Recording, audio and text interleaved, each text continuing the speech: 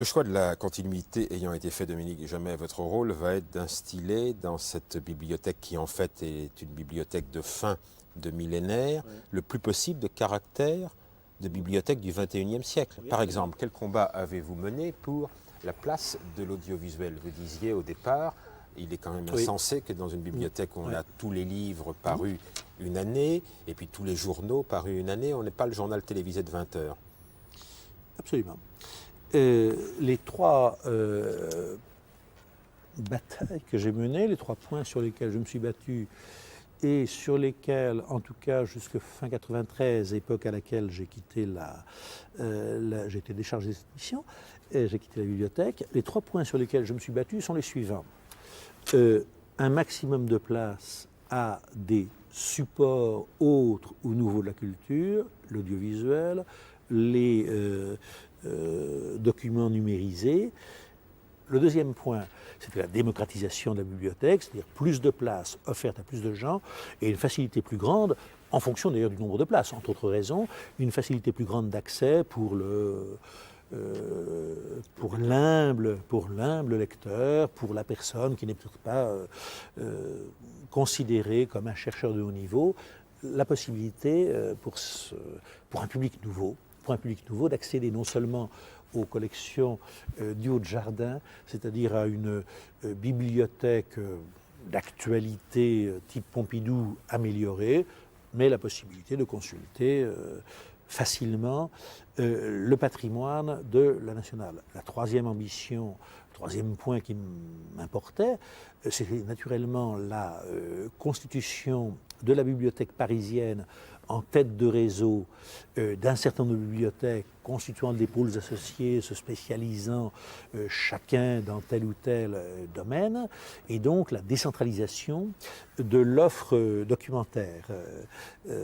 Il était prévu, je ne sais pas où on en est maintenant, il était prévu qu'il y aurait une trentaine de pôles documentaires spécialisés à travers toute la France, fonctionnant avec la bibliothèque parisienne, avec la bibliothèque de Tolbiac, un partage des spécialités, un partage de lecteurs, un partage de documentation entre diverses bibliothèques. Et puis le quatrième point, c'était qu'on devait changer quantitativement et du coup qualitativement d'échelle en matière d'acquisition de documents nouveaux, c'est-à-dire qu'on devait passer, si je me rappelle bien, de quelques 90 000 documents imprimés acquis chaque année par la nationale, de la rue de Richelieu à 120 000, 150 000, pour se rapprocher, si possible pour égaler, à un moment on avait même pensé dépasser, pour se rapprocher des standards de politique d'achat des grandes bibliothèques nationales étrangères. Bon, sur quel point ai-je perdu? C'est tout simplement, en effet, vous avez raison, ça ne m'a pas échappé. Rien n'a jamais été conclu tant que j'étais là et ça ne s'est pas arrangé depuis. Avec d'autres institutions qui sont gardiennes, garantes, communicatrices, enfin, en principe du moins, de divers documents audiovisuels. Vous le disiez, la phonothèque, l'INA, dans une moindre mesure, ou dans son domaine, disons, la cinémathèque. Ce n'est pas moi qui ai perdu. Enfin, ou plutôt, j'ai perdu, mais je ne suis pas le responsable de cela. Je vous parlais tout à l'heure, j'y faisais allusion, du rôle de mentor, du rôle de guide qu'avait joué M. Biasini. Il m'a appris un certain nombre de choses. Il m'a aidé. Il était lui-même fortement soutenu par le président de la République de l'époque, François Mitterrand, qui s'intéressait beaucoup à cette bibliothèque. Eh bien, le président de la République, M. Biasini, moi-même a fortiori, nous nous sommes heurtés aux inerties, aux résistances, aux féodalités. Moi, je croyais, vous voyez, j'avais jamais été de l'autre côté du rideau. Moi, je croyais qu'il y avait en France un État.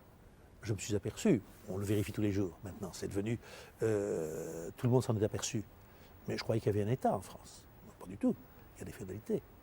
Je croyais que, par exemple, une institution comme la Bibliothèque nationale et une institution comme l'INA, l'Institut national de l'audiovisuel, une institution comme le CNC, Cinémathèque, etc., etc. Je pensais que tout ça était plus ou moins au service de l'État et que si l'État, ses responsables, souhaitait par exemple et considérait qu'il était nécessaire de réaliser, de réussir tel ou tel grand projet, je pensais avec une naïveté